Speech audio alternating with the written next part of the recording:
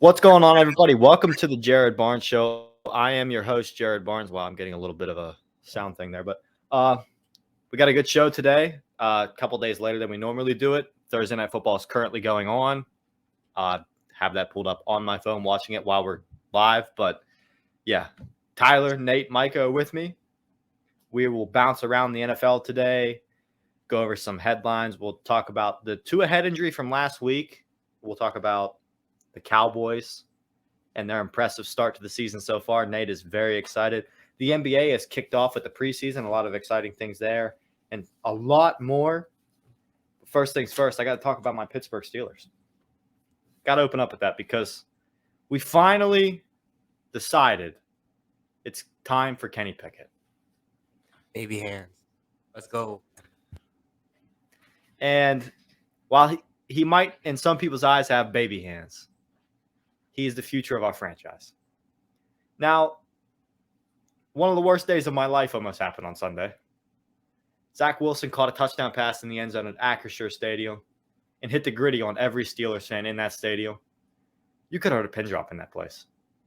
A tear was in my eye when I saw that Zach Wilson hit the gritty on the Steelers. I said, oh no, we're going into rebuilding. It's over. That was in the first half. Then I get a Twitter notification at halftime. Kenny Pickett will start the second half. And when Kenny Pickett came out of that tunnel, the energy in Pittsburgh in the stadium traveled the whole way down here to Florida into my bed while I was watching the game. I felt alive for the first time in at least 3 weeks because it's been a rough 3 weeks. And then we lost. But according to PFF, Pro Football Focus, Kenny Pickett had 0 turnover-worthy plays. Not a single ball in Kenny Pickett's debut hit the ground. NFL record. He did throw 3 interceptions. Those are turnover-worthy plays. But if you look at those plays, the first one was a 50-50 ball to a 6'4" wide receiver named Chase Claypool. Chase Claypool, against a 5'8" corner, couldn't come down with the football. Maybe we should ship Chase Claypool out of town to Chicago. That's my idea. Like him, but Calvin Austin's coming back from injury. We need a roster spot. I think Chicago is pretty desperate for a wide receiver. Why don't we give up Claypool? We get a pick in return. The second one, Kenny Pickett was rushed, dropping back, tried to throw the ball out of bounds, was running on his back foot, though. It didn't go as far as what he would have liked. Hit Pat Frymuth in both of his hands.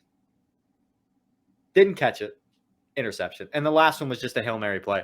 So if you look at those 3 plays and go, well, I could kind of see where it's not maybe Kenny's fault because I don't want to blame Kenny. It was his debut. He's a rookie. He ran for 2 touchdowns. He brought the excitement back to Pittsburgh. I'm excited. But we have the Bills this weekend.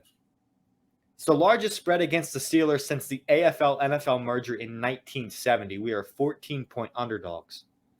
It's a Mike Tomlin coach team, though. But we are facing the number 1 pass defense in the NFL. Interesting fact, Big Ben Roethlisberger, the greatest quarterback in Steelers history, also faced the number 1 pass defense in his debut, which only means good things for Kenny because that means he's the next face of the franchise. Ipso facto. He's the guy. Kenny Pickett is the guy. I will take no slander. No comments on Kenny. No comments on Kenny, please. Kenny Pickett's the guy. My prediction is the Steelers will cover. And the reason they will cover is because they will beat the Bills this weekend. I believe it's in Buffalo as well. They don't stand a chance against us. We're going to win. We're going to cover. We're going to be 2-3. Kenny Pickett's now our quarterback. We're the best team in the AFC North. My bad. Copium. Hardcore copium. Who cares? I mean, we're better than the Ravens. We at least when we lose a game, we don't choke it away. So All now, right. Speak it up. I'll just skip my segment. We'll just skip to me. All right. Yeah, we lost. Hello, Nick. We cannot clinch a game to save our lives. We get the lead early, and we lose it in the second half. And hardcore in the fourth quarter, which does not speak well to our future game potential like at all.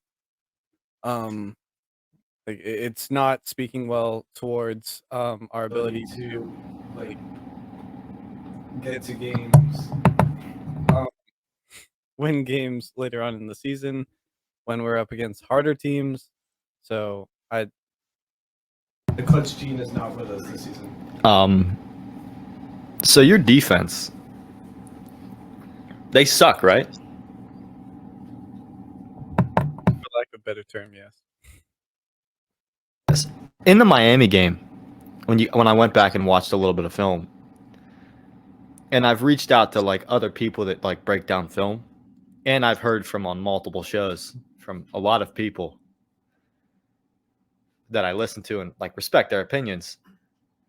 Multiple plays in that game where you like look at their coverage in that game, like the way they're covering the receivers. I can't tell what they're running. There's people that have coached in the NFL for 30 plus years that have said on microphones, I can't tell what kind of defense they're running. I can't tell what kind of coverage this is. That is not good. You guys are kind of wasting away a talent in Lamar Jackson. And if you keep blowing games like this, I don't know if he's going to remain in Baltimore, which is good for me. But I hate to see that for you as a Ravens fan. It's really just would be miserable for you to lose your best player just because he doesn't want to be in town no more because y'all can't win a game. It would be a real shame if that happened. Just wanted to say that. No, the future does not look good for us. Do they need to fire Coach Harbaugh? He can't finish a game. Okay. I think it would be for the best. Okay, he did make. I will say his questionable call on the okay, the most contentious play of that game for the Ravens was the go on the 4th and 2, where they went for it instead of just taking the field goal.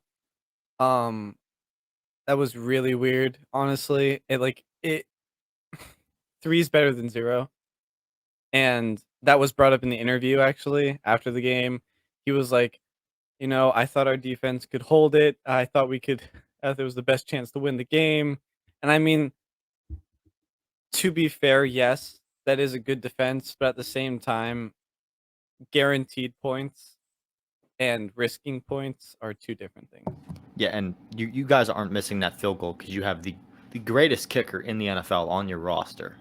And you guys were at the 4-yard line going into the you were at the 4-yard line going in. It was 2. It was 2? It was 2. All right, so you guys were literally right there. And plus you have Lamar Jackson as a quarterback who's pretty much a running back with, a freak he's a freak athlete with an arm. Like the fact you guys couldn't convert that kind of scares me for your guys' future, actually. And me saying fire Harbaugh was actually just a lot of what I was seeing on Twitter after that game, by Ravens fans on Twitter was like, we need to fire Harbaugh. I don't think it's Harbaugh. I think Harbaugh is honestly, I think he's doing what one of the best. I think he's doing what he can.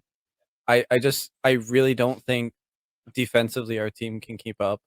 And that's really evident because I guarantee you Harbaugh has good defensive plans that he has set out. He has defensive routes that they're supposed to be doing or strategies that he's made for them. And clearly, like you said, from people that are analyzing the footage and the video of past games, they cannot keep up. They are not keeping up. They are not doing what they're supposed to. And that I really think we need our team needs to pull ourselves together really badly. Or else we do not have a future in the rest of the season.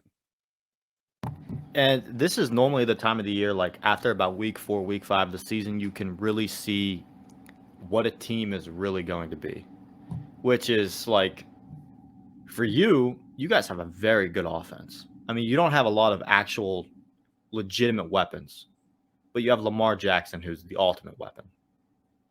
But defensively, when you're running coverages that no one's ever seen in the NFL, that's maybe not necessarily always a good thing. Because, to stop the current offenses, with the defenses they're trying to run, I just don't believe they run like an amoeba style defense where it's like they're not going to get a lot of sacks, but they're going to force a lot of pressure and like they're supposed to force bad decisions and stuff like that. And it really completely depends on the secondary, which this year is taken. I mean, it looks like they're on vacation.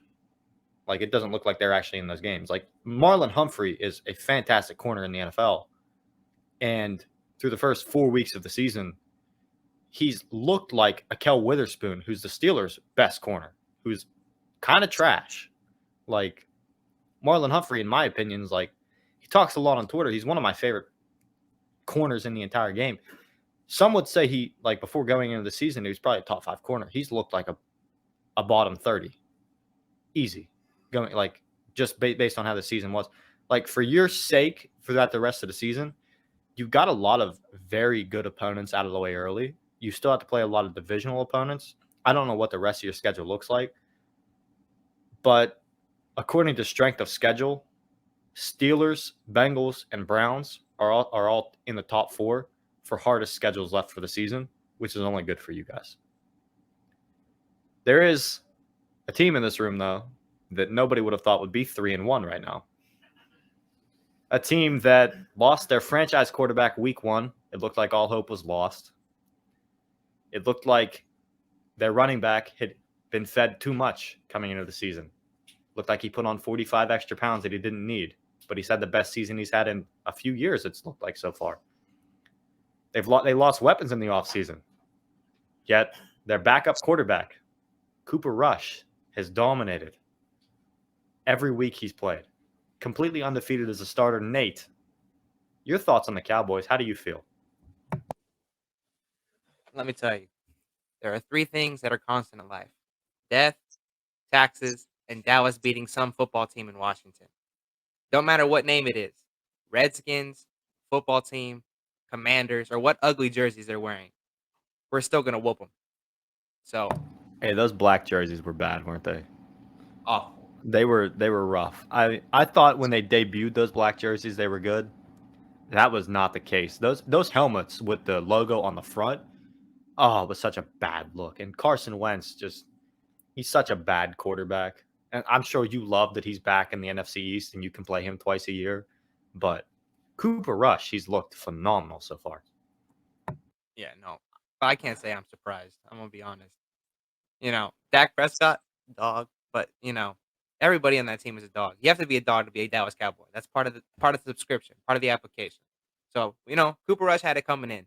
But yeah, we like that. This team is just good. Like I don't even know. I don't know what the limit is, to be honest with you. We don't really have. We're playing the Rams next week. That's a win. I'm so excited to see CD cook Jalen Ramsey. Bro, he's gonna make Jalen Ramsey look like Trayvon Diggs, respectfully. And Trayvon Diggs is gonna look like Jalen Ramsey because that's how he plays like. So it's gonna be a wild game next week. But don't sleep on the Cowboys and the Eagles. They don't look undefeatable either. They look plenty defeatable. They played the Jaguars, almost gave it up. And people are gonna say, "Oh, the Jaguars are better. Jaguars are better." So was my ex-girlfriend. I'm not gonna date her. She's not good enough to date again. So neither are the Jacksonville Jaguars. They're not a good enough team that you can say, "Hey." You were bringing it right there, bro. You were bringing. Oh my goodness. The typical Cowboys fan is what Nate is at this point. Nate has turned into the typical Cowboys fan, and I absolutely love it. Nate, there was a chance that Dak could have returned last week. With how good Cooper Rush is playing, the fact that he's never even lost as a quarterback in the NFL, and the fact that, I mean, you guys are 3-1. I know that you haven't maybe played the greatest competition in the world. You've played the Commanders. You've played the Giants. You played the Bucs in week 1. Who did you guys play in week 2? The Super Bowl. Oh, yeah, you guys did play the Bengals. But the Bengals weren't the Bengals at that point. So, who knows what the Bengals are? So, looking back at, what you've done so far, and you said that you think the Eagles are kind of easily taken out. They have the number 1 rushing attack in the game. Wait, they do? I believe they do. I mean, when I was trying to say we had the best pass to rush win rate. I know the Cowboys. Well, I mean like offensively, like offensively. rush yards per game and like stuff like that. Like Eagles #1 rushing team in the entire league. Oh yeah, no, they have Like, a good line. can your defense hold up versus Miles Sanders, Jalen Hurts, and the dog mentality that Coach Sirianni will bring when they show up to Dallas to play you guys at some point? I mean, I didn't know that he was Micah Parsons. I didn't know that. He don't got that kind of dog in him. I didn't know that he was DeMarcus Lawrence. He don't got that type of dog in him. Come on, man. It don't matter who you line up against those people. They're gonna win. Like Micah Parsons, you need 3 people to stop that guy. DeMarcus Cousins, you need 2 people to stop that guy. There's not enough people to stop them. Trayvon Diggs, he is gonna give up 100 yards. Respectfully, he's not, but he'll give you an interception every now and then. But it doesn't matter when the quarterback's being pressured. If the ball is up in the air, Trayvon Diggs is going to catch it. If it's a 50-50 ball, Trayvon Diggs is coming up with it. And yeah, I don't really think it matters, to be honest with you. Jalen Hurts is playing good. So what? Vander Esch is really good. Trayvon Diggs is really good. DeMarcus Lawrence, not DeMarcus Cousins. We'll get to him later. DeMarcus Lawrence is really good. Micah Parsons is really good. And, to me, I think we have the best. I'm going to say it. We have the best pass rush in the league. We have the best people that are on the line, that are rushing the quarterback, stopping the run. We have that. We have the best front four for defense. I'm just going to go out and say it. Bills are up there. The Bills are probably up there, but they don't have Micah Parsons.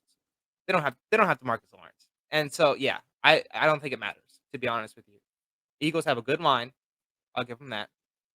They haven't met the Cowboys yet. And so we'll see. We'll see. 2 weeks. Not this Sunday, but next Sunday. Prophecy is going to come true, my friend. We're the real deal. I promise you. Promise you. That is the game I'm looking forward to the most this NFL season, actually. Because I very much enjoyed seeing the growth of the Eagles. Because I'm a Jalen Hurts supporter. I'm a Jalen Hurts guy. Like Jalen Hurts, when he was coming out in the draft, I wanted him to be – I thought he was going to be a first-round pick. I knew that he could be a franchise quarterback. And I'm a big believer in Hurts. I was a big believer in Hurts at Alabama. I was a big believer in Hurts at Oklahoma. I'm a Hurts fan. And, like, Hurts' story is just fantastic. But you do make a good point. Micah Parsons is a dog. So that'll be a fun game to watch when they play. But a team that is – this week, I don't know what they're going to look like. But last week, they lost. They're no longer undefeated. The only undefeated team in the league right now is the Philadelphia Eagles. This was the only other team that was remaining going into last week. And that's the Miami Dolphins. Micah, how do you feel about the Dolphins? Are you scared for Tua's health like a lot of other people are? And what do you think the team will look like? Well, what are your thoughts on the game versus the Bengals? And what do you think the team's going to look like this week without Tua starting? Yes, man, I honestly don't know what to think about them going into like the future because it's kind of it's up in the air right now, mainly because of Bridgewater's a solid QB. When Tua went down and they threw Bridgewater out there, he started on fire like immediately. His first what was his first pass? Wasn't it a first down or it was close to a first down? So it started really good. So I'm hoping that he can really, show up and show out for those games. It's going to come down to whether he can connect to the receivers or not. Good. He wasn't connecting to the play style of like Hill or Waddle that well, but like as far as like his passing was on. So I think with a little bit more practice, they'll be fine. Tua, I don't know. I'm hoping he's okay, but at this point, them calling not a concussion last week was the stupidest thing. They should not have done that because, he just hurt himself even more going on to that game. And whenever he hit the ground, it looked like he was going to be out for a while. It was very scary, like when he got sacked last week, Yeah. and like when his hands froze up, and he like they call that the fencing response. like it's an unnatural thing, and I'll just kind of read what it is on like.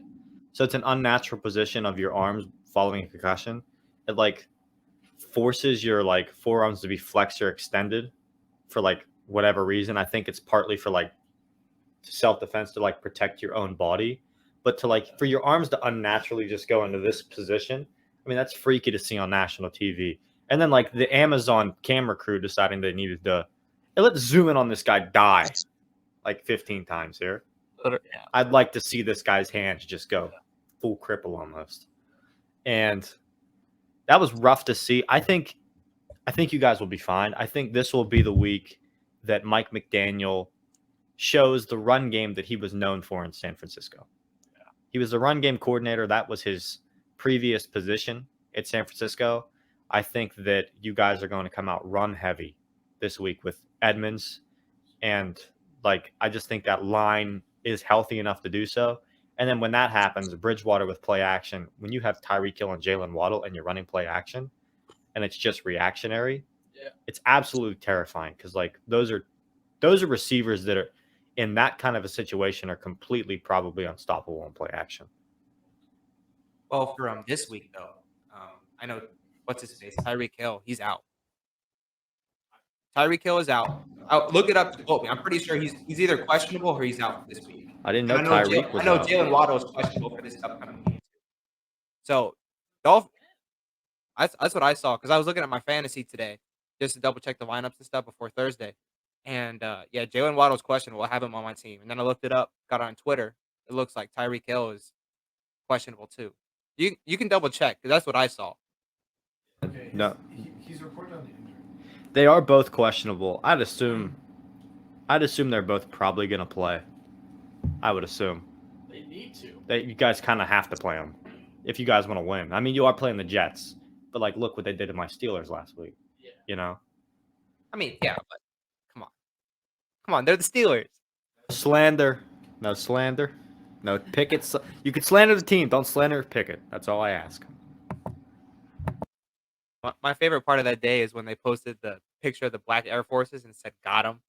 Oh, the New York Jets are winning Twitter at this present moment. They're probably winning right now. I mean, honestly, you would think Pickett, with such small hands that he has, making him such a small target, people wouldn't hit on him so hard. But it's just the one thing we got, I guess. Kenny Pickett's a dog. I won't take it. No, people hit on Zach Wilson, and that's for a different reason, though. Yeah, that's facts. That's facts. But let's bounce around to some NFL headlines. We'll just start because we're talking about the Dolphins. The Tua investigation is still currently ongoing into the handling of his concussion in Week 3 in the game versus the Buffalo Bills. And the question going into that investigation was he concussed in Week 3? He claims no. The Dolphins claim no. I believe that. I believe that Tua wouldn't have played concussed. I believe Mike McDaniel wouldn't have put him out there if he was concussed.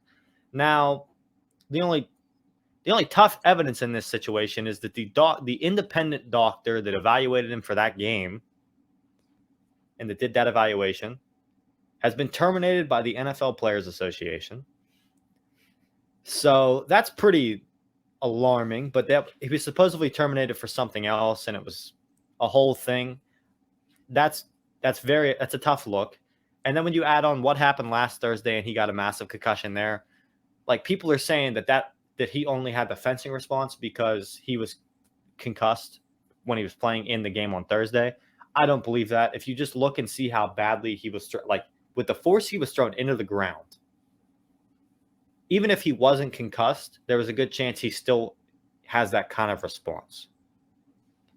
And my whole take on that entire injury is like when you see someone walk like that and you see them kind of fall, like the NFL changed their rules a little bit to where if there's anything like that, you're just out of the game. Like I do believe immediately. Really? Yeah. Just because they want to, just for safety reasons, they want to protect guys. Well, it was obvious he got a concussion this time, though. I mean, there's no doubt about that. This time he definitely got a concussion. The first time it looked like to me when he stood up and walked that it looked like it could have been a pain that shot down his back. Because like if you have a kind of pain that shoots down your back, you are going to kind of like, you might fall forward. I do believe if you have a concussion like that, you're probably going to show signs of like dizziness and other things. I just don't think that it would be in the player's interest at all. Like maybe 10 years ago, a player would have went out there concussed and played. But I just think with the mindset that players kind of have now, where it's all about their brand and the money they're trying to get now when they play, not that there's anything wrong with that. And I love that their mindset is like that now. But like, I don't think Tua would have played. I don't think McDaniel would have played him concussed. Like, because I think McDaniel is a guy that's about player safety. He's a guy. He's a player guy. And like, I just don't think he would have put. I don't think he would have put Tua in a situation like that. It's a bad look for the NFL, though. Very bad look. But the thing is like, even though they didn't like, okay, so maybe they didn't throw him in there for a concussion, but they still threw him in there because of his back. Like he had a bad back and back ankle. Like that was like, I mean, if you're still not feeling like up to it going into that game, why would you still play either way? I mean, that's my only downfall from that. Like going into that, either way, he was injured. Yeah, if Tua feels that he can go though, and he says to the people that he can go and he feels good enough to go, and the team doctors think he's good to go, like you kind of got to let it. I mean, he's the future franchise guy. You almost got to let him play, especially against the guy that was drafted in the same draft class as him. I mean, coming into that year, Burrow wasn't even supposed to be a first-round pick. Then Burrow skyrockets, becomes a first-round pick. Yeah. And, like, that whole story with them is awesome. They played each other in college, had a great game. Like, so, like, looking at that, like, to Tua, he might have wanted to play in that game just to tell people, like, hey, I'm that guy. Like, I'm better than Burrow. It could have been a personal thing for Tua why he wanted to play in that game. Either way, even if he's injured or not, the concussion, the second, the what people will say is the second concussion, because I think it was his first. Personally, I'm a guy that's full believer that he was not concussed in the Buffalo game. I think he was concussed only and I don't know that. I'm just taking my best guess, and I'm just taking I feel like that's fair, but I feel like I don't know. I feel like it was maybe more of a personal thing for him that he just wanted to play in that game personally, just for that reason. And that could just be me thinking that because that's kind of how my mindset would work. But yeah. No, I agree with that actually because, I mean, yeah, they did play against each other in college and stuff like that. So, like, yeah, I could definitely see him just wanting to go out there and play. But I guess on the flip side, I mean, he wasn't a fortune teller. He's not going to be able to tell that he was going to hit the ground. I mean, like, yeah, of course he's going to go out, back out there and play. And also, it wasn't as bad as they were making it seem either. I mean, that immediate response of him, crippling his hands. I mean, it looked really bad. But on the flip side, he went home with the team that night. So, I mean, it's not as bad as the media is making it seem to begin with, but not bad because of the week prior when he fell. Yeah. If he never falls, this is not even a discussion, probably. Because there's been plenty of guys in the NFL that have had the fencing response. When you just type in fencing response on Google and you click images, I mean, you can see a lot of photos of like NFL guys. Now, most of the photos currently that are popular hits are of Tua because it's the most recent one, but that's just going to be how Google works. But moving on from that, though, I do want to shed some light on Mike McCarthy, and I think he deserves much more credit for the Cowboys' success. The Cowboys are 3-1. We've talked about them. They haven't had Dak Prescott. A very much talented, less talented receiving core this year than they had last year. They lost Amari Cooper. We've seen this season just how valuable of a route runner Amari Cooper is. If people forgot, go watch some Browns tape and just watch Amari Cooper run routes. It's one of the best route running abilities you'll see in the NFL outside of maybe Hunter Renfrow, Cooper Kupp, and Devontae Adams. He's up in that echelon of route runners. And an O-line that has been kind of put together partway through the season with, I believe, Jason Peters is they signed him. He's 40 years old and he's coming, he's playing guard and he's pulling and just dominating in the run game. My question for Nate, and I know his answer, but I want to get everybody else's answers first before Nate gives his. Can the Cowboys win the division this year? And can they make the playoffs in the NFC? Tyler, you're first.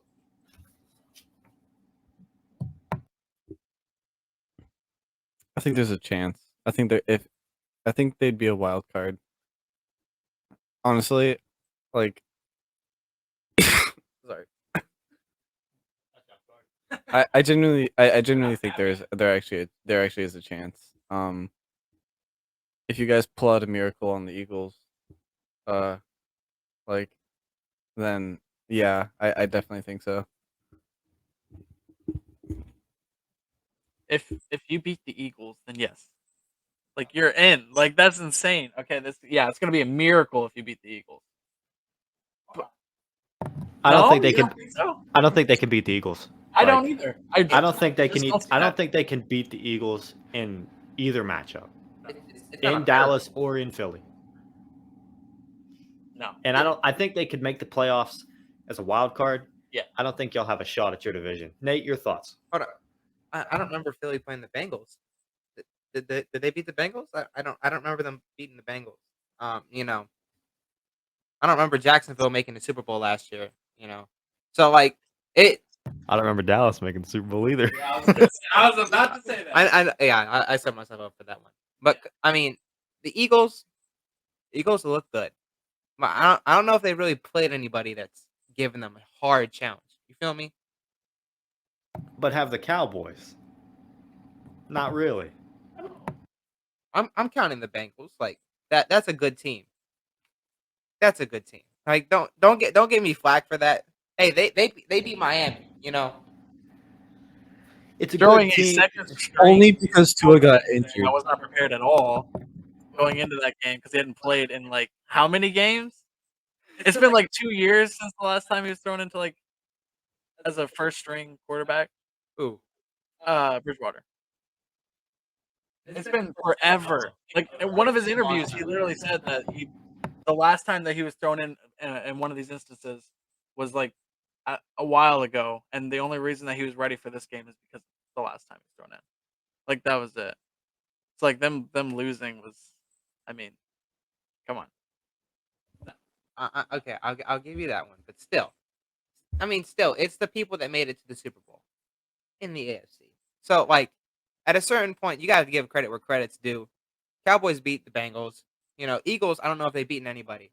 Look, even if a miracle happens and they beat the Cowboys, miracle happens and the Eagles beat the Cowboys. We have 4 bye games. We play the AFC South. Colts, that's a dub. Jacksonville, that's a dub. I don't even know who else is in that division. That division is terrible. I was gonna say Tennessee Titans with man. Derrick Henry. That I just saw nervousness on your face. That's not nervousness. That just means they suck. and the Houston Texans, which y'all got a dub there. Bro, I mean, Derrick Henry plays every position for them. He's the whole team. The Tennessee Henrys. That should be their team name. Like he is their team. If he is not on the field, they're not making anything. So, you know, and he's been hurt. He got hurt last year for a pretty considerable amount of time. The way he runs and he's going to get hurt. So even if the miracle happens and the Eagles beat the Cowboys out for the division. Honestly, that's the only matchup that matters because the Giants, Eagles and Cowboys are beating them both. Eagles and Cowboys are beating the Commanders. Whoever else is in Washington, I don't really know. But yeah, matchup divisions for Eagles and Cowboys. And, you know, miracle happens. Eagles beat the Cowboys. We're still making the wild card. So, yes, we are making the playoffs. And, yes, as a rational person, the Cowboys are winning the division. So, yeah, take that to the bank, my friend. I pretty much only wanted to put that in the headlines because I know Nate has become the irrational Cowboys fan. He just said he's a rational person, but that's not a rational take. But we respect it, Nate, because we love the energy you bring when you talk about the Cowboys. It is all time, and that is what we want on the show. So we do appreciate it. I like how you call me irrational, but you said, you know, Kenny Pickett had a great first game. You know, he threw 3 interceptions. Oh, he had a great game. Like, come on. I'm the irrational one. I'm just trying to find the positivity that I can, man. It's going to be a rough year for me. I already know it. Yeah. The Steelers have a very, I am staring down the bullet right now of us going 1-7 to start the year. We have 4 games versus very good teams in the next 4 weeks. And I just don't know if we can win one. So I'm just gonna every week predict that the Steelers will win one because eventually I'll be right. But I do actually deep down believe we can beat the Bills this week. I really do. I don't know why. I just have a feeling that we can do it because Mike. This is the situation Mike Tomlin's been looking forward to the most. Mike Tomlin didn't want to play Trubisky. Mike Tomlin played Trubisky because he didn't want to put Kenny Pickett out there week 1 after signing Trubisky because he probably told Trubisky in free agency, hey, you can come here and be our starting quarterback. So he had to make Trubisky the starting quarterback for at least a week or 2. He did it for 4. I understand. It was time to move on. We have. I'm looking forward to it. But we'll move on to a really dumb, irrational person. And that was the Monday night protester during the Monday Night Football game. An idiot stormed the field in San Francisco and was tackled and laid out by Bobby Wagner on Monday Night Football. This person was protesting, I believe, animal rights. Nate informed me before the show started they're protesting the same cause of the person that glued themselves to the tennis court. Basketball court? Oh. Okay. So the same person that glued themselves to the basketball court in the Timberwolves game? Was that? No, it's not the same person. It's the same organization. They Same did it organization. twice. They did it twice. They tried to glue themselves to the court, which glue doesn't set that fast. You're just dumb. Yeah. Get some meat in your system. And then there was the other person that chained themselves to the basketball goal. So yes, they're both all the same thing. Yeah. Very wild people, but the whole crazy part of this story for me is the way Twitter reacted was that they acted like Bobby Wagner did the wrong thing. When I feel like every normal, rational human being believes that what Bobby Wagner did by hitting the protester was the best thing to do. A security guard got hurt chasing that man across the field. The man snuck something into the stadium that was a smoking device. It was pink smoke. Who knows what else this person has? For safety reasons, what Bobby Wagner did was a heroic move almost. Like, to be honest, calling him a hero, don't want to do that. But it was a heroic move because what if this is a terrorist? We had no idea. He's just running at the sideline. We don't know. Like, what Bobby Wagner did was great, but the person filed a police report against Bobby Wagner. Wagner said that's behind him. And most of everyone that I've heard speak about it, most of everyone that is a rational human being with actual thoughts and isn't a snowflake, believes that what Bobby Wagner did was right. But Twitter was on the side of the protester and said, we need to let these people protest. We need to let these people. And I'm fine with protesting. I would like to let people know, protest all you want. Go do whatever you want. Protest. Just protest. If you feel like it needs to be protest it. But how would you feel as a protester if someone came to your workplace with a device that's blowing smoke in the air, into your office? How would you feel? You'd probably feel uncomfortable, I would assume. So, that's their place of work. The football field is their place of work. And if you step onto the football field, there's a good chance football things can happen. You can get tackled. There's a all-time video of James Harrison grabbing a Browns fan, suplexing him over his shoulder, probably killing the man. I mean, it's one of my favorite videos of all time. I think it needs to be done more in these situations. Anytime a protester runs onto a court like this, it should be fair game for the athlete to walk up to him and sucker punch them right in the face. Just my opinion. Plus, it would make for great entertainment for me. And, watching Bobby Wagner hit that guy was my favorite, maybe my favorite video that hit the internet this week. But that's just my thoughts on it. I can't stand the people that storm the field and protest because you're not getting anything done. You're just drawing attention to yourself, but you're not really drawing any attention to the issue because nobody actually normally does a lot of digging to find out what the issue is you're protesting. But yeah, Micah, you have something to say? Did you say what he was suing him for? The other guy? Twitter was for the guy that ran onto the field, but what is that guy gonna sue the player for? Well, it's Him incorrectly? That's That's the dumbest thing. You can't. That's gonna be an automatic loss. You can't win that. well, he's got a good chance. It's almost like What? It's almost like those kind of people that would sue when, like, let's go with an instance where someone would break into your house and you shot them, or you beat them to a pulp, which you can do. which you can do. In the famous words of Childish Gambino, this is America. Like, that's what we're supposed to do, my friend. Land of rights. Exactly. And, like, so if someone breaks into your house and you beat them up and shoot them, I do believe that person could probably file assault charges against you. Yeah.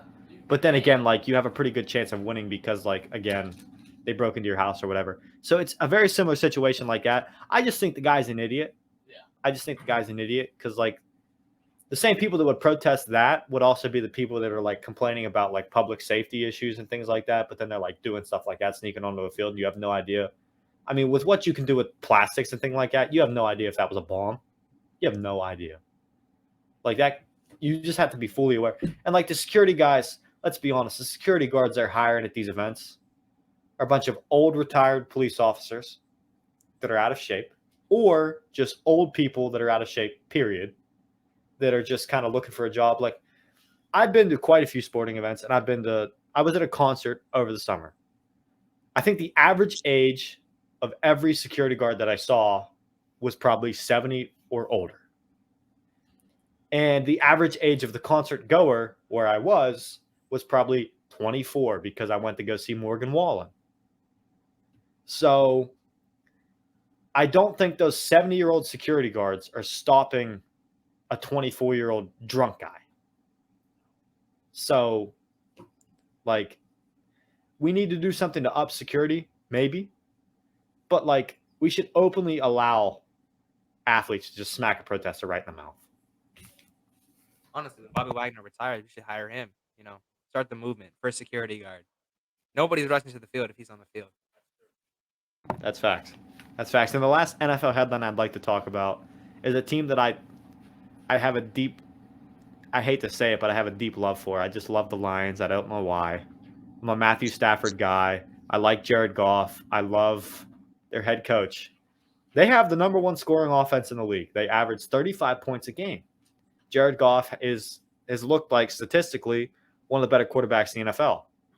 The only problem is the Lions are 1-3 because they give up more points a game than they actually score. They give up 35 point, I think it's 8 points a game when they score 35 points a game. So even though the Lions are the best scoring offense in the league, they somehow still find a way to still be bad and still be the Lions and be 1-3 and have a worse record than the Chicago Bears, who have a quarterback that has less completions on the year than Cooper Kupp has receptions on the season. And the Lions are last in their division 4 weeks in. That brings us, that's the end of the headlines. That brings us to our next final, pretty much NFL topic of the day. We're going to do a little thing called Contender or Pretender, where Tyler runs through a list of NFL teams. And I say whether I think they're a contender or they're pretty much not, and they're just pretending and they won't really be in the race come the end of the season.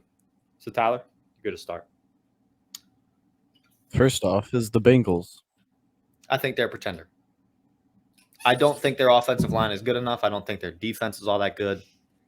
And I believe in Burrow, but there just seems to be something off this year, and I don't think they are true Super Bowl contenders. Number 2, the Ravens. They're not contenders. They're frauds. I don't think they have a shot. That's fair. The Browns. The Browns are actually a better team than I thought. I don't know what they're going to look like when Watson comes back, so I'm going to say pretenders. Vikings. Pretenders. Kirk Cousins is not that guy. Sorry to the Vikings fans. He's not that guy. The Packers. Packers are not contenders. They're pretenders. I'm an Aaron Rodgers guy. The Packers are pretenders. They don't have the offensive weapons. This is the same team that we saw in 2020, just a different offense. Not really a different offense, just different offensive weapons. That team made it all the way to the NFC Championship game and then got exposed and got absolutely destroyed by Raheem Mostert, who before contact had 173 yards rushing before he was even touched. And this is the same team. That team can't stop That team gives up too many points. I mean, they almost lost a third-string quarterback, Bailey Zappi, to the New England Patriots. I understand it's Bill Belichick, but you can't be having that. Can't be having that. The Dolphins. Contenders. If Tua is healthy, they're contenders. The Bills. Josh Allen's that dude. They're contenders. Eagles. Contenders. Cowboys. I got this one, Jerry. I got this one. They're contenders, my friend. Mark it down. Contenders. I believe the Cowboys are pretenders. Yeah. I just don't believe in their defense enough. Here, here, just for you, Nate, we'll put them in the wild card pretenders. Oh. It- I'm pretty sure that's even worse. We'll put them in a possibility that only they can really fit in at the moment. So I think they could be a lock for the wild card though, which is great. honestly, yeah. Wild card, super wild card weekend is a very entertaining time in the NFL. I'm just excited for 2 weeks from now when I'm actually sitting here and I'm actually right. So, we'll give it 2 weeks and then we'll see who's right. Give it 2 weeks. Next team is the Jaguars. They're pretenders. They're better. They're an improved team, but they kind of showed this weekend that they don't have it in them. Like they started up 2 touchdowns within like 5 minutes versus the Eagles, and they just let the Eagles kind of just walk away with the game after they were literally up 14 points.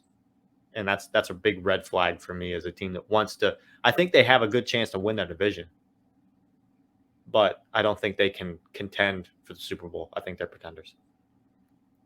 The Titans. That's a tough one to me. I'm a big Taylor Lewan guy. Taylor Lewan got hurt, but he's been underperforming. Their offense looks just fine without him. Derrick Henry's that dude. But they're pretenders. They can't actually contend because Ryan Tannehill's in the same level, in my opinion, as Kirk Cousins. It's with a quarterback. He's average. He's not good enough to win the big game. The Bucks. Tampa Bay Buccaneers are pretenders. I would never say that. I would never, ever say that before this season. But I just don't believe the team can remain healthy enough, and I don't believe in their offensive line at all. They've experienced way too many injuries for me that I'm not comfortable with that offensive line. I think Brady is still very good, but I think when it comes down to it, I just don't think the offensive line is built to really go for a run this year.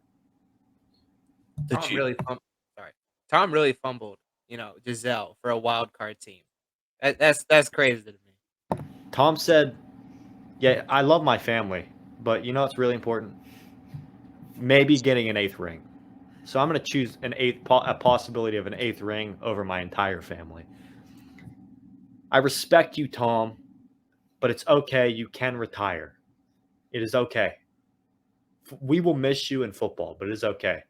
Go live happily with your family. A wide receiver that was on your team just did that. Cole Beasley. He was on your roster for like a week and a half. He came back and he was like, this ain't for me. I'm retiring. Just out of nowhere. Like, was active for like 2 games. Was like, I'm done. Bye. Left. Retired. Just with nothing. He don't care. Do the same thing, Tom. Don't do it now. You started the season. Finish the season. But like, Tom, it's time. This isn't the team. Next team is the Chiefs. The Chiefs? They're contenders. They're the only team, in my opinion, that can really compete offensively with the Dolphins and the Bills. The Chargers. Pretenders. Not healthy enough at all. Too many injuries. Left tackle Rashawn Slater got hurt, one of the best offensive linemen on their team. Bosa hurt, can't do it. They're pretenders. The 49ers. With Trent Williams, I would have said they're contenders, but depending upon his health, I mean, they have to use George Kittle as a blocker. Their offense just hasn't looked fantastic. Debo looked back on Monday, but I just don't know. I'll say contenders. Just because I have enough faith in Debo Samuel and George Kittle, and I think Jimmy G's good enough. The Rams. The Rams are pretenders. I think their offense is kind of taken. I don't know what happened to their offense. Kevin O'Connell left, and ever since their offense is only averages 17 points per game. They almost need Odell Beckham back on that team. Allen Robinson can't create separation, can't get open. The only wide receiver that is worth anything on that team is Cooper Kupp, and like he's the only guy on their offense that is. He's their only hope. Cooper Kupp is their only hope. But I think they're pretenders. I don't think they can run it back at all. And then the Cardinals. When does Call of Duty come out? They're pretenders. They're pretenders. They're pretenders. I don't think that when DeAndre Hopkins comes back, we'll see. But normally they start hot and they haven't even done that. So I don't have a lot of faith. But that was our NFL stuff this week. We'll just hop into some golf talk with Micah. Even though, some people, Adrian, don't love it. But we love you, Adrian. But we're going to start with some golf talk with Micah. Do we love Adrian? I mean, you might. But I love Adrian. I don't know if I do. You tried cutting my entire segment out, so there's some grudge going on there with that one. Adrian, you got to make it right with Micah. If you're gonna be a big man, come talk to me face to face. That's all I'm saying. Challenge him to golf. Yeah. Adrian Micah 1-on-1. golf match. 1v1 golf match. I'll live stream it on something. Okay, no, I'm gonna jump into something kind of crazy. Roy McIlroy. It's been a week since he's kind of put this out there. But Roy McIlroy announced that he wants kind of a unification between the PGA and the LIV, which I did not see coming out of like anywhere. It was kind of crazy. Because I mean Roy's PGA all the way, and he announced last week that he wants the LIV players to be part of the world ranking. Right now they're not part. I mean, when you jump over to the LIV, you kind of lost that right to be anywhere to gain, world ranking points towards the season.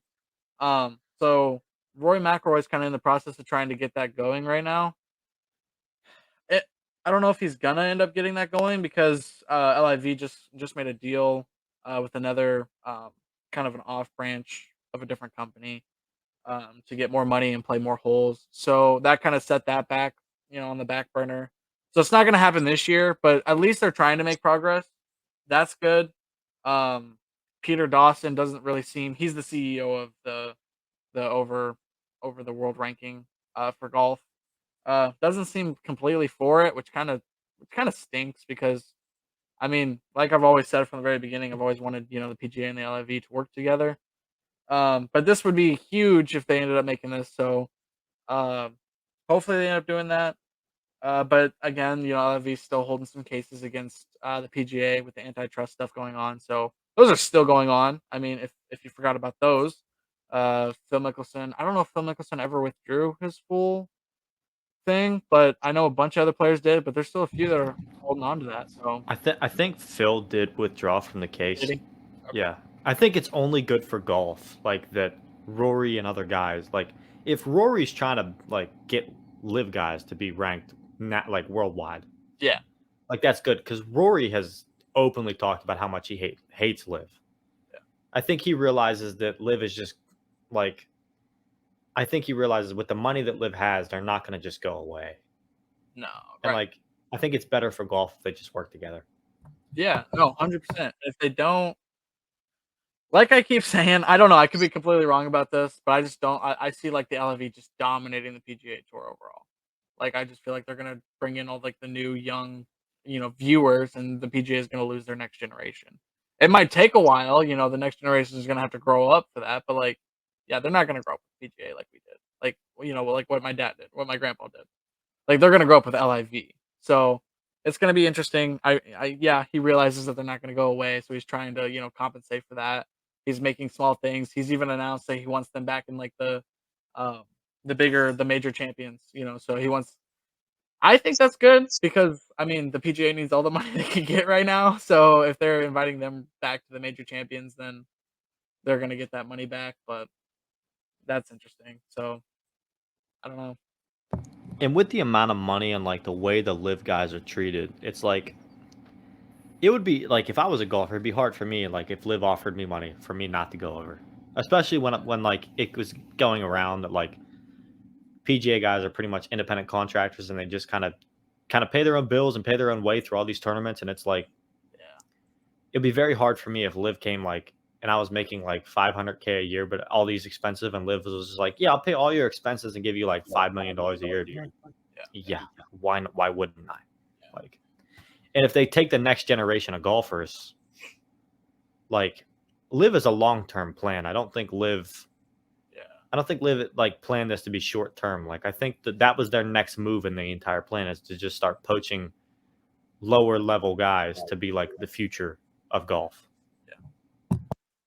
Yeah, along those lines, it's kind of crazy how all that happened to begin with. But like the money, as far as like them not going away anytime soon, is absolutely correct because the company that they just made, I wish I could remember the name. I'm killing myself. I just had that, but the company that they just made a deal with, is for next year. It's like, I mean, obviously they're planning on staying, but like they're planning on playing 72 holes.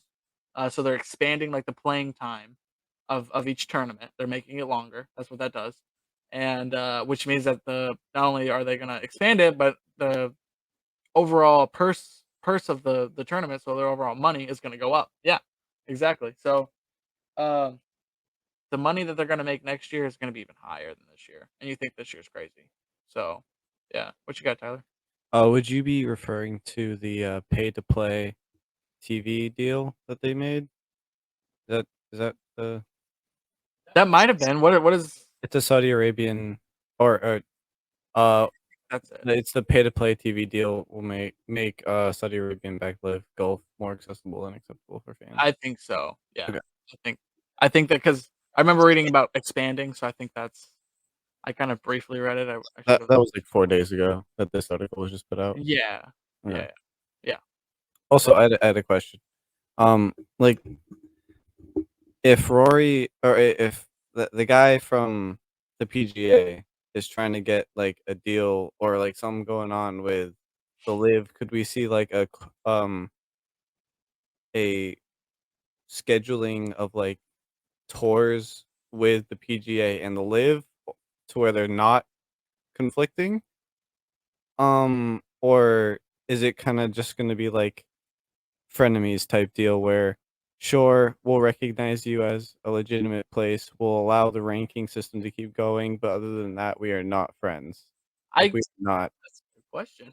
I've like never thought about it like that. It's a fantastic question. That is because I've actually never thought. Okay, so like my first take on this would be that they're just going to be frenemies because the seasons are going on at the same time. It's not like the PGA Tour and the European Tour where they like go back like yeah the PGA Tour and then right after that is the European Tour. Like they overlap a little bit, I think, but not a lot. It's like you see like PGA players going from that to the European Tour. It's like that happens all the time. I cannot see that happening with the PGA and the LIV personally. I could see them, like scheduling. Of course, they're going to schedule for the major tournaments, the major championships, and stuff like that. But I think that's going to be the only crossover we see. I can't think of anything else. I mean, again, like Rory and Tiger is going to be so busy with their new league that they're coming in with that they're not going to have time to just make an extra 12, 18 weeks, 16 weeks, sorry, 16 weeks in there. So, nah, I don't see them actually like collabing. No. But um I I think that's it. I mean, I could hit one more thing, but I don't know if you want to talk about that. Do you want to? Okay, so the only reason why I'm questioning this is because there's I don't talk about high school golf to begin with a lot. I just don't find it very interesting. I played in high school golf. I know how boring it is. There's nothing happening. But this is crazy because this doesn't actually relate to golf. So let's talk about this really fast. So pretty much in Texas, this group. Okay, picture this. I'm gonna story tell this really fast. Picture you get in the van with your mom. You're going to the golf course. You get there. You get out the car. You get with your buds, and you're hitting golf balls, waiting for the coach to get out there. And around the corner comes just a bunch of people that work for an adult entertainment, and they're not even fully dressed, right? And that just scars the kids. That's what happened in Texas. A bunch of Texas golf players, they were going there for a high school golf practice, and they showed up and realized that there was a conflict in scheduling. That's what it was. And the adult entertainment was hosting a tournament there for themselves.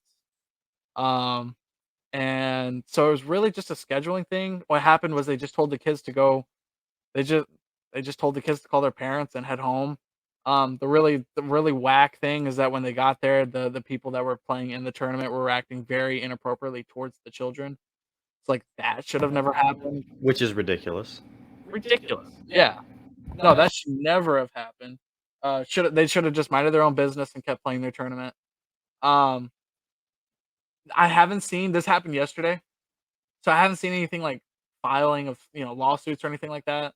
I don't know if there will be, but that's the craziest thing I've heard in a while for that. So I don't know what to think about it. I feel like the golf course would almost like it's a high school golf team that's coming there to practice. I'm assuming that golf team goes there to practice frequently. Yeah, every day. Because a golf team would want to go to the same place to practice every day. You wouldn't want to travel to a different course. So I feel like the golf course is really responsible for the screw up here. Like, plus they're the ones that did the scheduling. Yep. And so they're booking all of this. They know that they're having an adult entertainment group hosted tournament. Yeah. You definitely would not want high schoolers on your course at the time of that. Not only is that illegal, but yeah. Yeah, there's just a lot of ethics things there. I hope the person that manages that golf course got fired. I hope they did. And I hate to speak ill will onto somebody, but to kind of mess with a high school team like that, they practice there every day. That probably pays to practice there every day. It's not just for free. No, I bet it's free. It could be free, but we don't know that. No, we don't know that. So I'm going to assume for this sake that they're paying to practice there. Okay. At least some kind of money a month. Or a deal. They made a deal. Yeah, some kind of a deal. Yeah. Screw that golf course. Yeah. Screw that golf course. I hope a lawsuit gets filed. I hope that person loses their job. 100%. Yeah. Yeah. Well, yeah, the golf course, the actual place said that they didn't realize that the tournament was going to be going on during that time. I'm sure they didn't. How do you get that mixed up though? They're there at the course. They couldn't have told the high school that, hey, actually don't come out. We have a conflict. There's a tournament going on right now. Exactly. It's that simple. Yeah. It's that simple. Yeah. But that was a great golf segment, Micah. Appreciate it. A lot of basketball stuff going on right now, though. A lot of basketball stuff. Nate wore his Suns jersey today just for it. He came prepared, even though the Suns did get cooked, I do believe, by an international player over the weekend. But yeah, Nate, hit us with some basketball, man. What's going on? There's some good young guys, supposedly, right? Oh yeah. So you see, I don't know where he came from. I'm gonna be honest. Venus, Mars. This man is not human. Picture this. All right, I'm gonna tell you a story. All right, this is not 2K. This is real life story. This man, 7'4". That's tall. Rudy Gobert is 7'1". He's 3 inches taller than him. Rudy Gobert is not that mobile on the perimeter. This guy is. So picture someone that's 3 inches taller than Rudy Gobert, one of the tallest centers in the NBA. He moves and shoots like Kevin Durant. He plays defense like Rudy Gobert, blocking shots. He plays defense like Paul George on the perimeter. Oh, and by the way, he hit 7 threes 2 days ago. So he can shoot. Today he played another game and he shot there's a little hash mark for where the coaches can stand. He shot from there. That is pretty far from the 3-point line. He's 7'4". You shouldn't be able to do that at 7'4". This man is the true definition of a unicorn. No, he's not a unicorn. He's a Pegasus. We have never seen anything like this man, and he is a generational talent. He is He's not the best prospect since LeBron. He is the best prospect ever. That's a bold statement.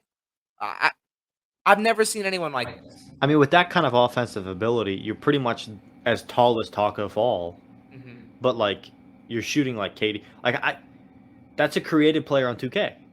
Yeah. Like that's a created in a lab, Well, like Yao Ming from China, like type player. Except you're like elite level shooting. Like it's impressive.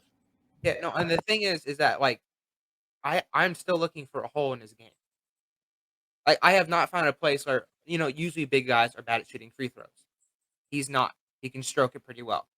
I usually see big guys that are immobile and can't move very well. He can't. I see people that he's great at defense, like Chet Holmgren, but he still needs to develop on offense. He's fully developed. Like he is an ISO scorer. He can create separation. He can create movement. He can create his own shot. Even if he doesn't get a good shot off, he's 7'4". So it doesn't matter if there's a hand in his face. His hand is right here. He's shooting up here. You can't stop him. And he has the stroke, the footwork, the dribbling skills, and even he's an underrated passer. You look at some of those games, that's not one of his main skill sets. I'll give you that. But he can pass when he needs to. Usually he doesn't, because he's 7'4". But if he needs to pass, he can pass. This is going to be one of the most historic seasons of all time because Victor Wembanyama, awesome, best prospect we've ever seen. I'll take that to LeBron couldn't do the stuff that Victor Wembanyama was doing. There's also another prospect named Scoot Henderson. Scoot Henderson is a real deal too. Scoot Henderson's a dog. No, he's a Scoot dog. Henderson's a dog.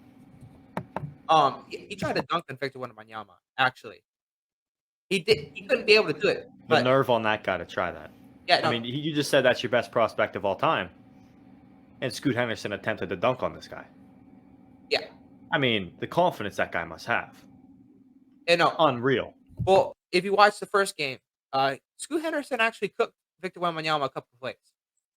So Scoot Henderson, he's an athletic finisher. He's 6'6", combo guard.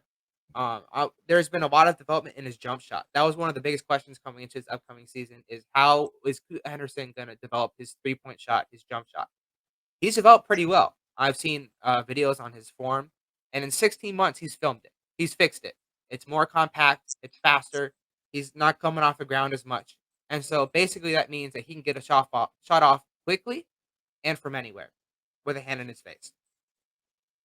Scoot Henderson is an elite passer.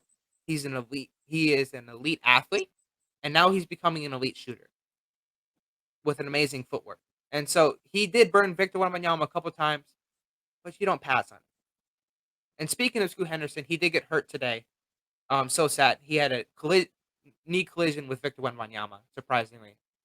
Also, going to that thing, Victor Wembanyama didn't get hurt in that knee collision.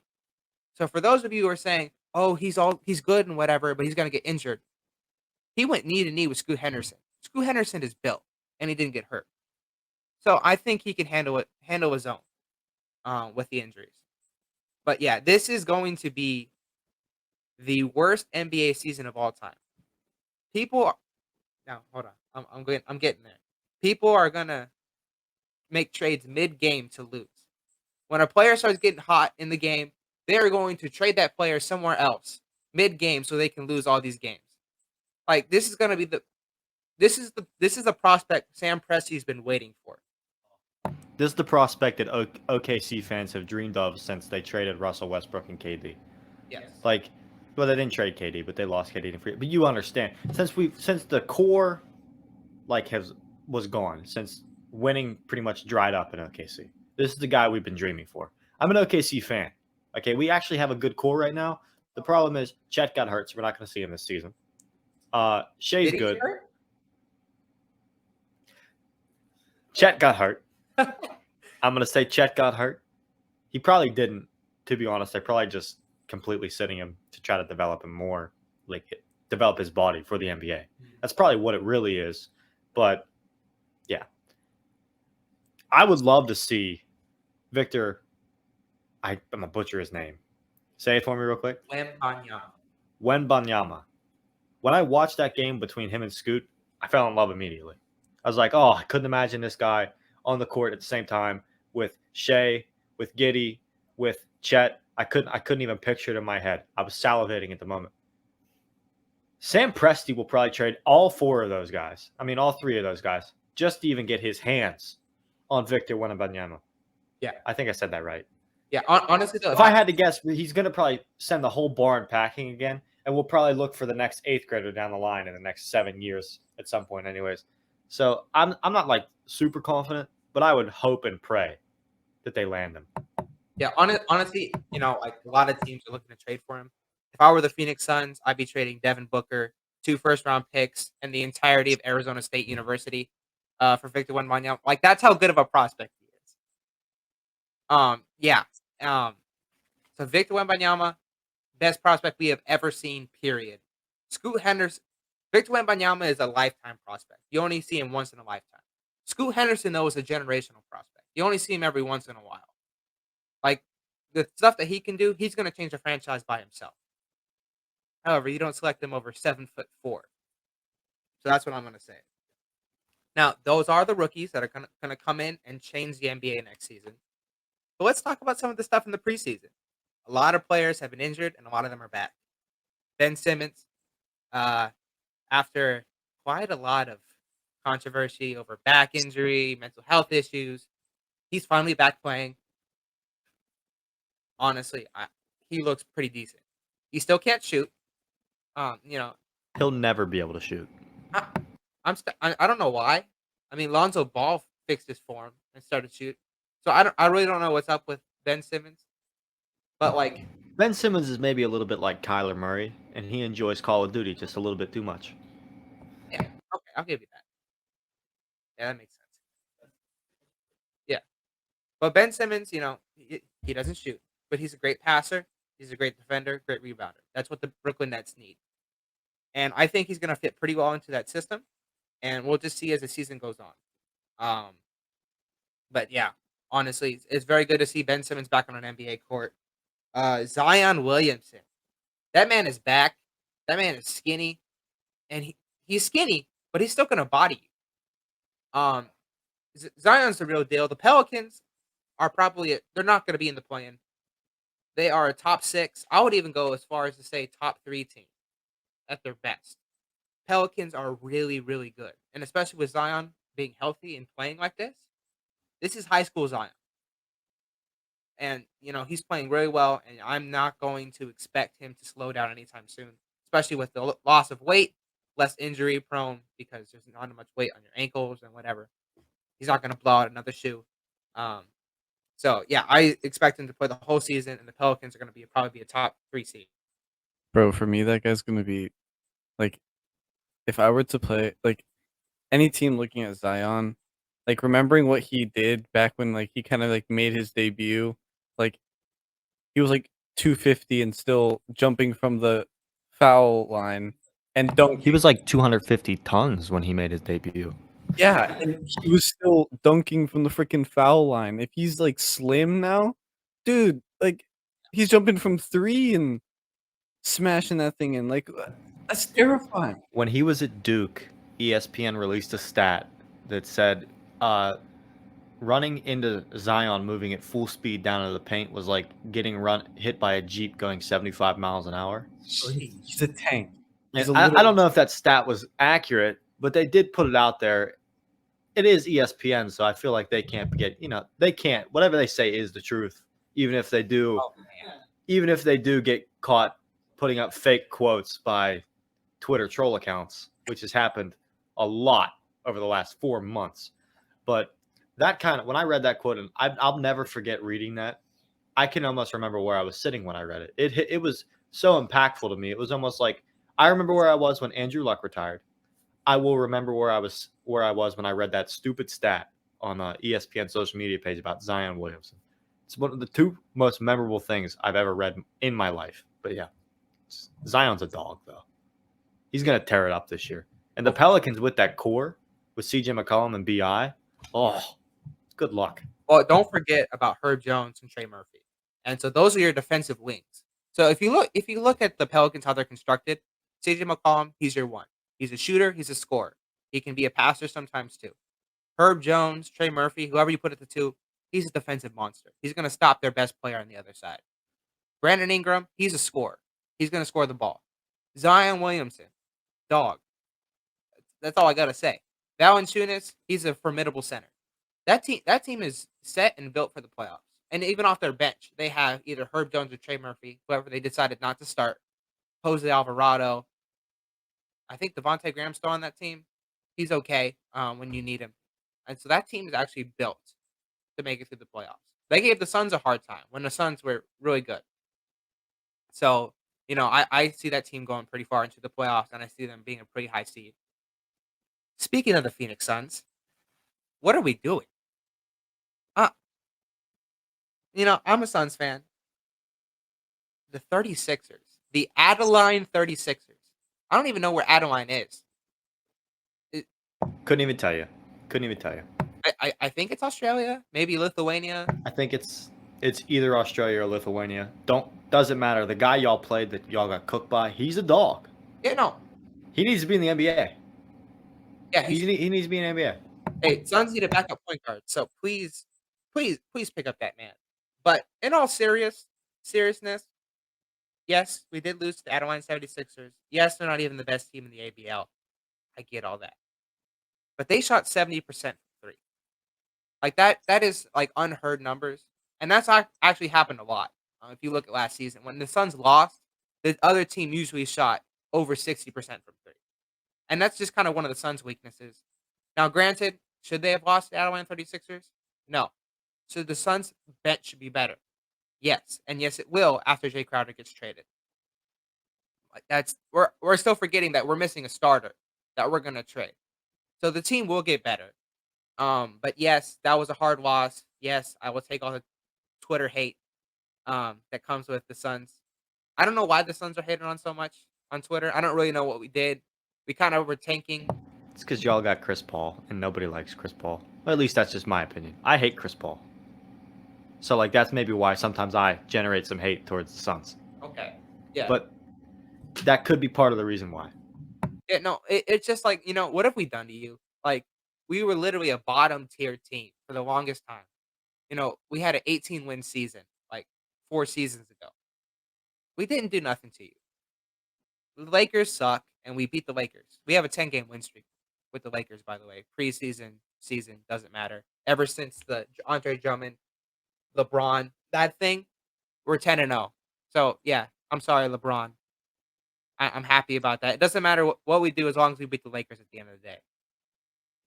But yes, Phoenix is in trouble, and I don't see them being a top contender in the West. I'm going to go out and say it at this present moment as they're constructed. Phoenix is in trouble. We'll see what happens with the Jay Crowder trade, but at this present moment, they need to make some serious changes. Other than that, Kawhi is back. He's healthy. That makes the Clippers an elite contender. John Wall is back. He's also part of the Clippers. Makes him an elite contender. Quick question about the Clippers' depth this season. I feel like they always have great depth. Like, are the Clippers, with Kawhi being back and healthy, he's one of the scariest players in the NBA because he's a robot. Championship contenders. Yeah. I was going to say, are they I don't know if they're the favorites, but are they your favorites for the championship? They're right my now? favorites. If they're healthy, they're my favorites. They're mine as well. So that's kind of how I feel. I don't feel like there's many teams that can really. Who's going to stop Kawhi in that roster? If Wall's coming off the bench and producing off the bench for them, it's fantastic. Yeah. Well, you have to remember you have Luke Kennard, great 3-point shooter. He's off your bench.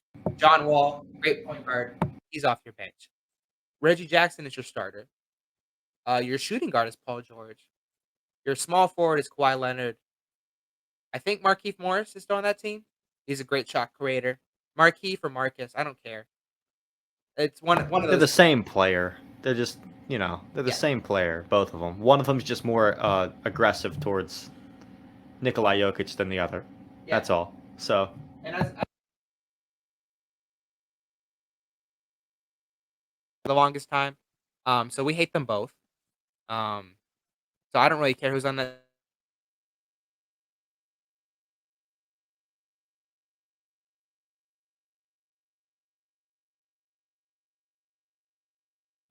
I don't know if your mic was working. I think we're good. I think the audio probably got it. I think. Unmute the mic on I the. couldn't hear him at all. It says your mic is not connected. That's rough. Can you hear me? No. Is your computer on? Yeah. Well, I guess it would still be on because you're on the stream. Little technical difficulties here, people. If you're still watching an hour and 20 minutes in, we respect it. But we'll shout out to Nate for the good basketball segment. Nate kind of got cut off by technical difficulties, so we're gonna bounce to Tyler's F1 segment. We'll probably close with that, I think, for this week. This has been a long show. Good one, but very long. But a good show. I'll make this quick. There's not. Okay. Okay, we actually just had a race this week, luckily. This past week at Singapore. The lovely hated race of Singapore. One of the most Why is it hated? It's one of the most arduous races in the entire. Define arduous. Don't use big words on my show. Okay, it's one of the hardest. It is the hardest track by racer standards. It is the hardest track in the entire. Can you define the word you used? Arduous? Yeah, please. Okay, I have no idea what that means. arduous. It's hard. Okay. Arduous is just like That's it's what she said. it's very hard to get through. Like, there's many factors that go into the Singapore race being difficult. One, the heat. It is always hot in Singapore. Two, it was extremely humid. It had just rained. They were in the city at night. The street corners are. There's so many corners in that track. I think there's actually like 23 turns in the entirety of the track, which the G-forces you're feeling throughout the entire race is absolutely nasty.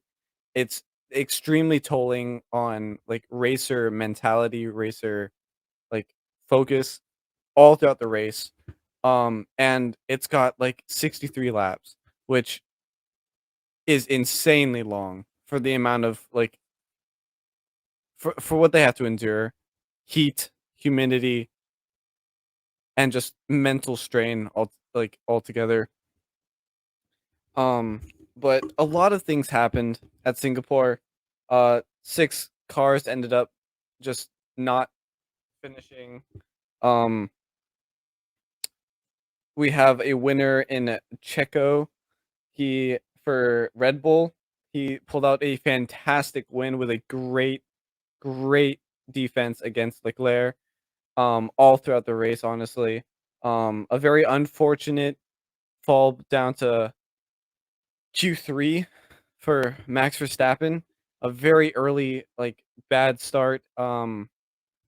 Mainly due to his because he aborted his last flying lap in qualies. There was a bit of a mix-up where his team told him he had enough time to finish another one, but he found out that he may not have had enough fuel. With the required 1 liter of fuel left in his car for some testing issues, for some testing things that the FIA requires. So he was not able to actually set his probably going to be pole position quali lap, which is honestly very unfortunate for the championship with Verstappen. But Checo getting that first place is still a dub for Red Bull. And as you all know already, I am a fan of Red Bull. I am an adoptive fan of Red Bull, even though I know very little about F1. I just enjoy the drink. I'm a psychopath, and I enjoy the taste of a sugar-free Red Bull. Yeah. Just to, they know how to do it. So bitter, but so good. What? Not sugar free. Yes. That's nasty. Yo, I only drink. Okay, It's to be so fair though, good. I only drink the watermelon flavor. So yeah. Bro, The watermelon bang. the summer apricot flavor. Y'all had that? No, I haven't had that one. Jared had it. I know you had it. It's summer apricot. It was like the summer edition for this past summer. Oh, it what is good. apricot? was so good. Oh. I don't think they have it anymore. No. They have the watermelon year round though. It's not summer no more. Watermelons. Thank you for pointing I that don't out. think Nate's mic was working. He said he was going to make a trip to the store. Um. Yeah. All right. Despite that, and despite the poor finishings for Max Verstappen being in, I believe, 6th place, there was actually some very fortunate rise in positions for both AlphaTauri and McLaren, which could completely overturn the constructors' championship. Honestly, putting AlphaTauri a good catch up amount behind Alfa Romeo, and then but honestly, that's basically the Singapore race. There was one more contentious part with the Singapore race. There was the weird FIA decision on the winner of the race, Checo, with his 5-second penalty after the race was finished, when they had plenty of time to figure out whether he had actually caused a safety car violation, which was like 20 laps before the race actually finished. FIA, just please figure stuff out. Another thing the FAA still hasn't figured out as of yet, which they said they would have released, I believe, a couple days ago, was the reports on whether teams have gone over the required budget for the season. They still have not come up with that. It is rumored that both I forget, Red Bull and McLaren, I believe, have both gone over that budget. But again, we do not have that report, so we don't. But looking forward to Japan, this upcoming Grand Prix, can Verstappen sum up and win the driver championship in Japan? And what does that look like for him? Honestly, here's what it comes down to. If Max Verstappen wins the Japanese Grand Prix with fastest lap, he wins driver's championship. It's over. And there are 4 races left in the season, which he would be one of 3 people to have ever done that, among Mick Schumacher and Sebastian Vettel, which Mick Schumacher, arguably one of the best.